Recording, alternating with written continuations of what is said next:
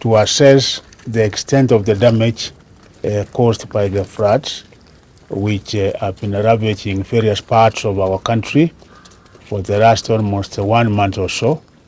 And you have seen what has happened here. It's also what has happened in many other schools in the country. Today, because we are supposed to open our schools on the 13th of this month, myself and all the senior officers from the ministry, the regional directors of education, plus the county directors of education, are out in the field, assessing the way the situation is, the way I'm doing here. And for purposes of this particular school, first, I want to thank the board of management and the principal and the school of administration for what they have done. Because one, they have tried to open the drainage channels so that the water can be able to flow, some of it out of the school. And the other step they have taken as a mitigating factor is also putting gutters and water tanks so that the intensity of the water then is not as much as it should be. So because of that, you can see the damage is not as bad. Of course, there will be work to do, particularly when we have some retro rain, such that sometimes getting the water out of the classrooms. But I think so far so good, because we are seeing a situation that is really manageable, Chairman, as far as this particular school is concerned. So you should be able to open schools on Monday so that the normal running activity can be able to continue. We have also seen the feed. I think the feed will require some time. In case the rains subside, then we will have about 1 or 2 weeks for it to be put to use. One thing we want to say is that we have done an assessment in all our secondary schools and the primary schools in the country, and over 95% of our schools are ready for opening. The ones which are badly affected, I think, are less than 5%.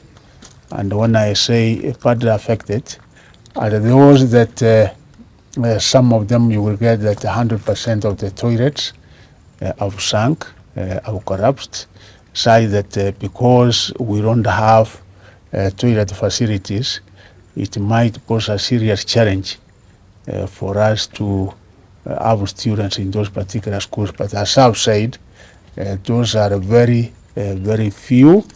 Otherwise, 95% of our schools, the situation is like what you have seen here. Say that, yes, there was a little bit of flooding, but so far the situation is manageable, such that we can be able to reopen the schools without so much of a problem. And for those less than 5% of the schools which I've said, you had the pronouncement that was made by His Excellency the President of the Republic of Kenya that the government is going to give 1 billion Kenya shillings towards repair of the facilities, the infrastructure of facilities that have so far been destroyed through national government CDF.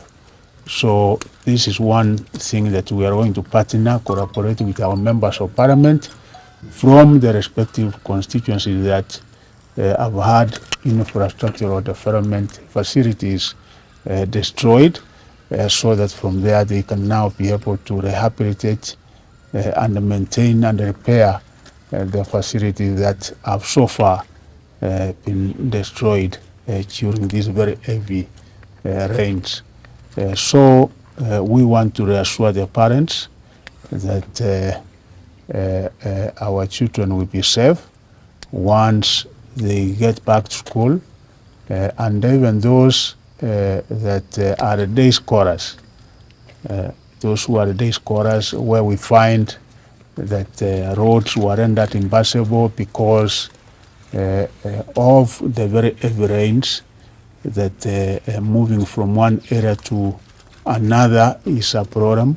I think we have been able to inform the board of management of the respective schools to take due diligence so that we are sure that we are assured that our children, as they go back to school and back home, they are safe. Where there are rivers which will also pose a challenge passing through as they go to school, the respective communities and the port of management have also been informed to advise as appropriate, so that where there is danger, we can be able to have mitigating measures taken into consideration so that we protect the lives of our people. Otherwise, moving forward, I think what we are getting from the experts is that we will not be able to have as much rain as it has been there before.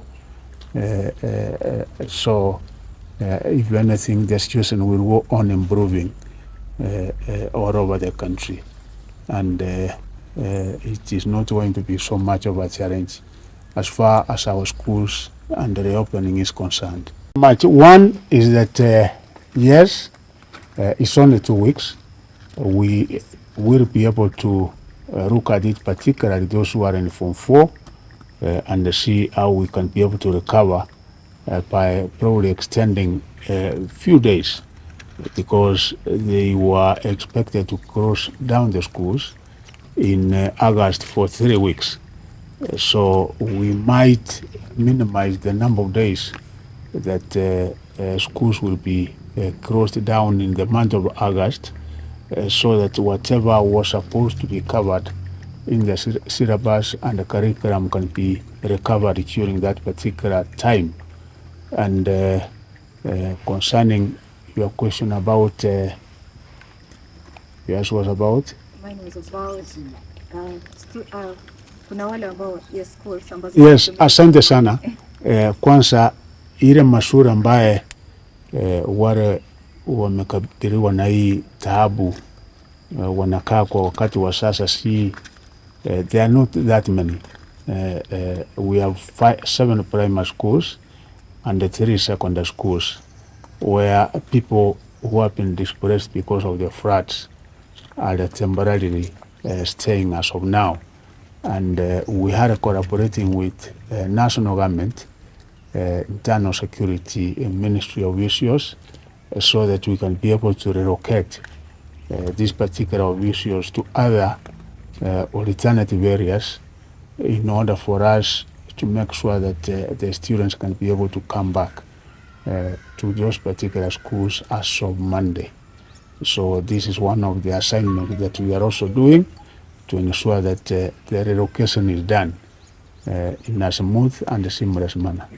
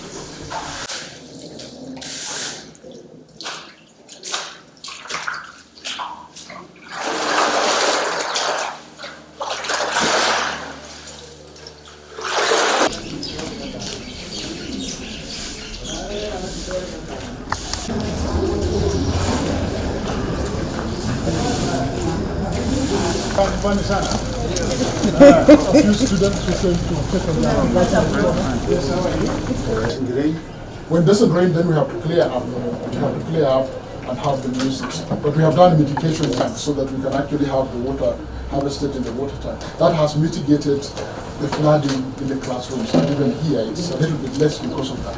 Yeah, because the watermen are now saying the rain.